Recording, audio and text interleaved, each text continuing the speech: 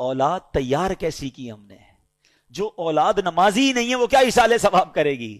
جو اولاد قرآن پڑھنا ہی نہیں جانتی وہ کیا ایصال ثواب کرے گی؟ جس اولاد کو نیکی کرنے کا شوق ہی نہیں ہے وہ آپ کو کیسے ایصال ثواب کرے گی؟ اگر باپ بھی نمازی تھا، بیٹا بھی نمازی تھا، بیٹی بھی نمازی تھی، گھر میں قرآن خوانی ہوتی تھی، رمضان کے روزے رکھے جاتے تھے، شب برات اور شب جناب قدر وغیرہ بڑی راتوں میں عبادتوں کا سلسلہ تھا، تو جب باپ مر بھی جائے گا اولاد کو یاد آئے گا آج بڑی رات ہے، عبادت کی رات ہے، چلو والد کی قبر پر چلتے ہیں، چلو اسے کچھ ایصال ثواب کرتے ہیں، آج جمعرات کی رات ہے ابو کو یاد کرتے ہیں۔ ہم نے اولاد کیسی تیار کی ہے؟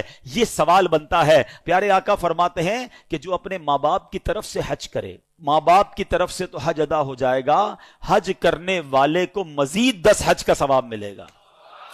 یعنی ہمارا بھی لاٹری ہے نا، ماں باپ کو تو ثواب ملے گا ہی ملے گا، ملٹی پلائی بائی ہو کر 10 ہمیں بھی ملے گا۔ اب اگر یہ حدیثیں پڑھی ہوں گی تو بچہ جب حج کرنے جائے گا تو ماں باپ یاد آئیں گے نا، ورنہ ماں باپ کو کون یاد کرے گا؟ ایک اور جگہ پیارے آقا فرماتے ہیں جب تم میں سے کوئی نفل خیرات کرنا چاہے نا، کبھی کبھی ہوتا ہے کسی مسجد میں پیسے ڈال رہے ہیں، کسی غریب کو دینا ہے، کسی کی مدد کرنی ہے، یہ ثواب تو ملے گا۔ آقا فرماتے ہیں اپنے ماں باپ کی طرف سے کرے۔ کیا خوبصورت شریعت ہے، کیا پیاری تعلیمات ہیں۔ صدقہ خیرات تو کرنا ہی ہے نا، کہ نیت کر لو یہ ماں باپ کی طرف سے ہے۔